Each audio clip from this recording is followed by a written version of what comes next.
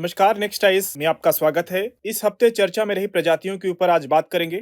सबसे पहले हंगुल की बात कर लेते हैं। विशेषज्ञों का मानना है कश्मीर में इस बसंत ऋतु में हंगुलों की संख्या 300 के पार हो जाएगी, जो 3 दशकों से अधिक समय में पहली बार होगा। हंगुल एक कश्मीरी मृग के रूप में जाना जाता है। इसकी विशेषताओं की बात करें तो ये एशियाई लाल हिरन की अनोखी उप प्रजाति है। मादा हंगुल के सींग नहीं होते हैं। इनके पर्यावासों की बात करें तो ये उच्च तुंगता वाले क्षेत्र में पाए जाते हैं। दाचीगाम नेशनल पार्क और राजपेरियन वाइल्ड लाइफ सेंचुरी में निवास करते हैं। IUCN ने अपनी रेड लिस्ट में गंभीर रूप से संकटाग्रस्त यानी क्रिटिकली इंडेंजर्ड पशु घोषित किया है। वन्यजीव संरक्षण अधिनियम 1972 की अनुसूची 1 में इनको रखा जाता है। 1970 में इसकी संख्या घटकर 150 हो गई थी। तब जम्मू कश्मीर सरकार ने IUCN तथा WWF के साथ मिलकर प्रोजेक्ट हंगुल शुरू किया। जम्मू और कश्मीर का ये राजकीय पशु भी है। दूसरे स्पेसीज की बात कर लेते हैं, गोल्डन लंगूर की। प्राइमेट नामक संस्था के नवीनतम सर्वे से पता चला है कि भारत में लगभग 7,396 गोल्डन लंगूर हैं। अगर इनके विशेषताओं की बात करें तो गोल्डन लंगूर को उनके फर के रंग से सबसे आसानी से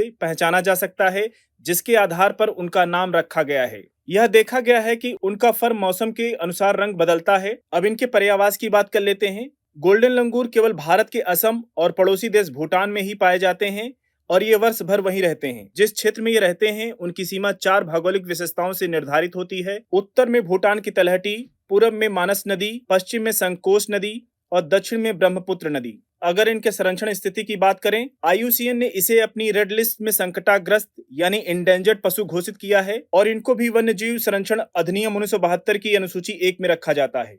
अब बात करते हैं ग्रेटर एक सींग वाले गैंडे की। सुप्रीम कोर्ट ने पोवितोरा वन्यजीव अभ्यारण्य को गैर अधिसूचित क्षेत्र घोषित करने के असम सरकार के कदम पर रोक लगा दी, जिसमें ग्रेटर एक सींग वाले गैंडे की घनी आबादी है। अब बात करते हैं इसके पर्यावास की। ये हिमालय में ब्रह्मपुत्र और गंगा घाटी की तलहटी में स्थित घास के मैदान और आर्द्र भूमि में पाए जाते हैं। एक सींग वाला गैंडा आमतौर पर भारत, नेपाल, भूटान में पाया जाता है। भारत में ये असम के काजीरंगा नेशनल पार्क और मानस नेशनल पार्क, असम के पोवितोरा रिजर्व फॉरेस्ट में पाए जाते हैं। ये दुनिया में सबसे अधिक गैंडा घनत्व वाला क्षेत्र भी है। असम के ओरांग नेशनल पार्क और असम के लाओ खोवा रिजर्व फॉरेस्ट और नेपाल के रॉयल चितवन नेशनल पार्क में ये पाए जाते हैं। अब बात करते हैं इनके संरक्षण स्थिति की। IUCN ने इसे अपनी रेड लिस्ट में संवेदनशील यानी वल्नरेबल पशु घोषित किया है। वन्यजीव संरक्षण अधिनियम 1972 की अनुसूची 1 में भी इसको रखा जाता है। अब बात कर लेते हैं अपने लास्ट स्पेसीज की आज के अंक की। वह है समुद्री स्लग यानी सी स्लग की बात कर लेते हैं। भारतीय प्राणी सर्वेक्षण विभाग ने राष्ट्रपति द्रौपदी मुर्मू के सम्मान में हेडसील्ड समुद्री स्लग की एक नई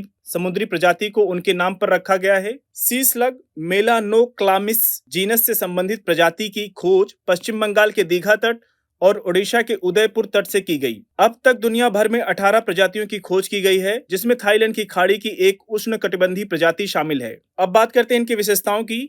यह एक भूरा काला समुद्री स्लग है, जिन पर गहरे लाल रंग का धब्बा होता है और अधिकतम लंबाई 7 मिलीमीटर तक होती है। अगर इनके डिस्ट्रीब्यूशन की बात करें, वितरण की बात करें, तो ये उथले समुद्रों से लेकर गहरे समुद्र तक, ध्रुवीय क्षेत्रों से लेकर उष्णकटिबंधीय क्षेत्रों में पाए जाते हैं। आज के अंक को यहीं पर समाप्त करेंगे। मिलते हैं नेक्स्ट अंक में कुछ और प्रजातियों के साथ। तब तक जुड़े रहिए नेक्स्ट आइज हिंदी के साथ। धन्यवाद।